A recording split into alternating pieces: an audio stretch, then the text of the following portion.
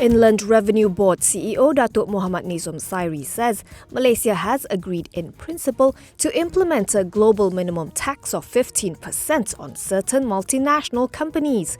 This is a global tax overhaul backed by the Organisation for Economic Cooperation and Development (OECD) and is expected to be implemented by 137 countries from 2023. It will apply to companies with turnover above 750 million euros, about 3.43 billion ringgit, regardless of where they operate, with the aim of ensuring business entities pay their taxes fairly to the host countries and avoid tax leakages. Muhammad Nizam was speaking to reporters after officiating the third Malaysia Tax Policy Forum in Putrajaya today. He said the government is actively involved in working group discussions to ensure the interests of developing economies are not left out of the policies made by the OECD. He said the IRB will also develop a comprehensive strategy to address global tax compliance risk. According to Muhammad Nizam, the tax rates of 15% would reallocate profits of more than 125 billion US dollars, about 556.62 billion ringgit, from about 100 of the world's largest and most profitable multinational enterprises to all countries.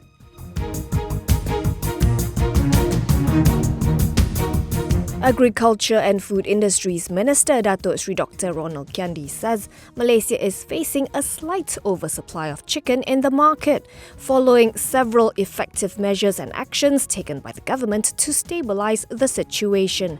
These measures include the move to abolish approved permits and to open up the delivery of chicken imports, as well as the halt to exports of poultry to other countries. These steps, he said, has stabilised the nation's supply situation, and now the prices of chicken in the local market are lower than the 9 ringgit 40 cent per kilogram ceiling price determined by the government. According to the Beloran MP, Malaysia's self-sufficiency ratio when it comes to chicken now stands at 106%. He said Putrajaya is now observing the stability of the country's chicken supply before deciding on whether to resume exports. Last Friday, Ronald was reported as saying that the government would review the ceiling price and the approval to export chicken once the cap on the price of chicken is lifted at the end of this month.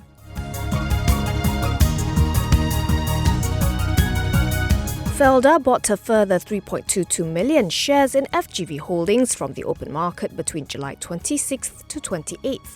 In a Bursa Malaysia filing today, FGV said the latest buys raised the statutory body's direct shareholding to 68.62%.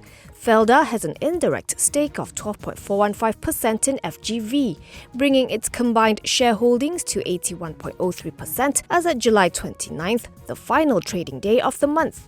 Felda has been mopping up FGV shares in the open market since its failed attempt to privatise the plantation group last year.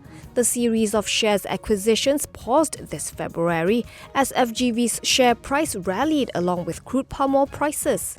Felda only resumed its acquisition in late June, when FGV's share price fell back to about 1 ringgit 50 cent on June 29th, down from its year-to-date high of 2 ringgit 4 cent in April.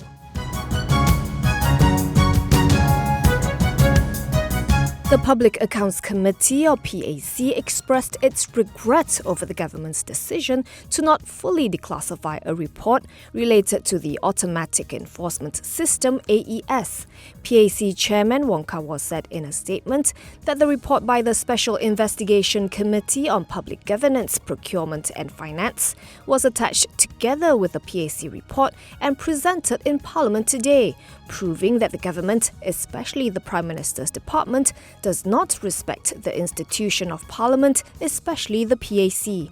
He said the people can judge for themselves the actions of the government, which disregarded the PAC's call to completely declassify the said report. He noted that the act of redacting parts of the report that had nothing to do with aspects of national security or sensitive policies were clearly childish and demeaning to Parliament. The Ipoh Timur MP highlighted that it was very ridiculous to have redacted information related to the names of ministers and certain parties when the names of the companies involved, namely Beta Tegap and ATES, have become public knowledge.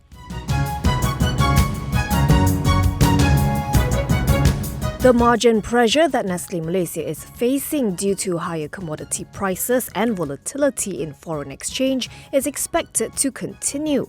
Analysts who attended the group's second quarter FY22 results briefing last Friday said they remained cautiously optimistic on its earnings growth for this financial year. TA Securities Research said in a note that Nestle's second quarter gross profit margin fell to 31.6% from 34.8% a year earlier.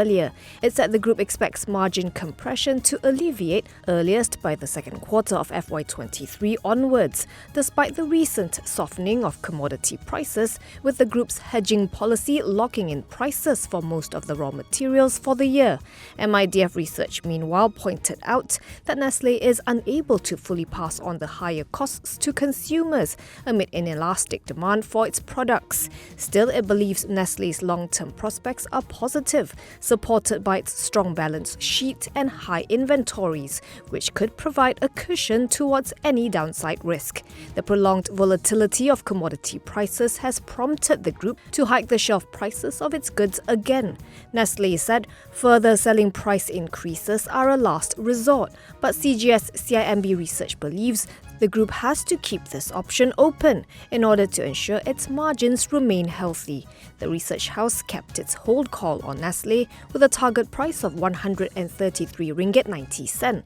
TA Securities kept its ad call with a target price of 134 ringgit, and MIDF maintained its neutral rating with a target price of 141 ringgit 50 cent. Nestle ended trading today 0.3% lower at 134 ringgit 30 cent for a market capitalization of 31.49 billion ringgit.